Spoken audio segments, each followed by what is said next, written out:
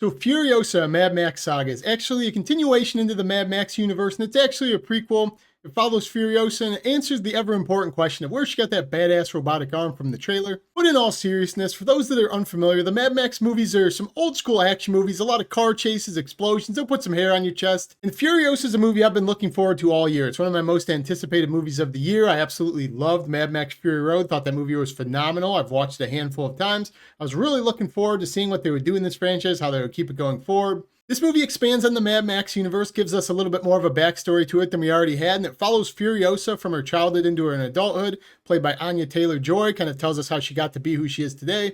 And getting right into it, for fans of this franchise, fans of action movies in general, you'll be happy to hear this movie takes after the other movies entirely, in which you have this fast-paced action movie, a lot of car chases, a lot of explosions, so you're going to be getting some good action in that regard. What I really liked in this movie was the characters and the world building that takes place in this universe. I thought that there was a lot of cool characters with a lot of personality to them, especially newcomer Dementis, played by Chris Hemsworth.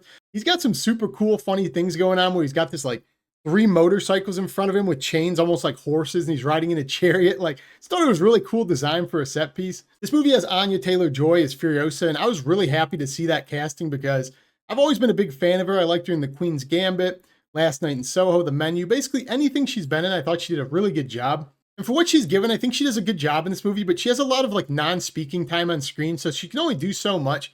That being said, I wish she was in the movie more. She's not even in the first hour of this movie at all. So I was really kind of disappointed that she didn't have more time with Chris Hemsworth, because that's when this movie's at its best. There's just not that much of it. And getting back to Chris Hemsworth, who's playing Dementis in this movie, weird costume choice with him to just make him be Chris Hemsworth, but with a fake nose. But fake nose aside, I think he is absolutely phenomenal in this role. I think he steals the show. He is by far the best part of this movie, by far the most memorable part of this movie. Absolutely great. And when we touch on the main reason why people are going to see this movie, they want an action thriller, they want to see car chases, explosions, they want to see a continuation of Mad Max Fury Road. I think this movie does deliver. I think the cinematography of this movie is great. I think the picture's sharp. I think it looks beautiful. In my opinion, this is by far the cleanest picture of a Mad Max film we've ever gotten. It's got a blue sky. There's no graininess. It's crystal clear. I think it looks absolutely great on the eyes. For some people, that'll be great. I take my issues with it a bit. And while all of the previous mentioned are huge positives, I cannot state that enough, I do have to begrudgingly say, I kind of got bored in this movie. More so than Fury Road, obviously. This movie's going to try to expand on story a little bit because it is a prequel, give us a little bit more of a backstory.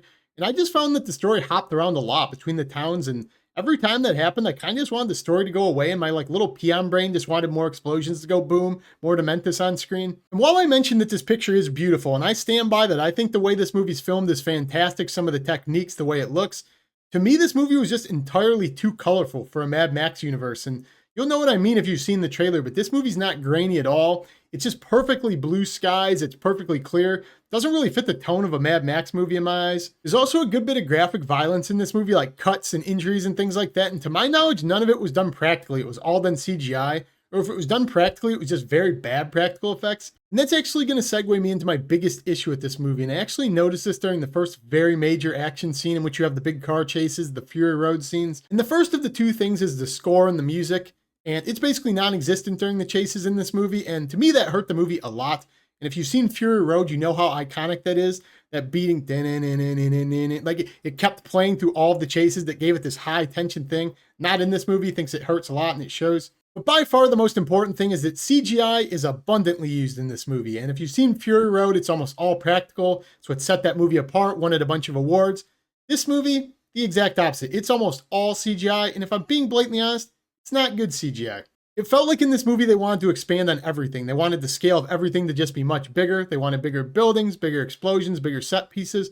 And they couldn't do that practically, so they had to resort to CGI. I don't think it was very good. Kind of more so like straight to VOD CGI. To me, that hurt this movie a lot. It took away from the tone because I could notice clearly in the background when it was green screen. And in a movie like this, where it's so much practical effects, action really took me out of it, really hurt it a lot. It just goes to show you that bigger is not always better. At least that's what I'm going to tell myself so I can sleep at night. Honestly, between how clean the pictures, like how blue all the skies are, and like how bad the CGI in this movie, this whole movie kind of had like a comic book vibe to me. It almost felt kind of like a live action cartoon, a black comedy. It was weird. So I couldn't put my finger on it. I was sitting there debating. I was like, what does this movie remind me of tonally? I was thinking about it. And then there's this scene where Furiosa's standing there with no hand. And then it hit me. Planet Terror. Like if you stick a machine gun in that bad boy, there you go. And when you do get to the final act, I think it's actually pretty good. You get to see Furiosa in her costume and entirely. I think that looks really cool. The score is pumping for a couple of minutes. It's getting all exciting. You got the dreary sky back.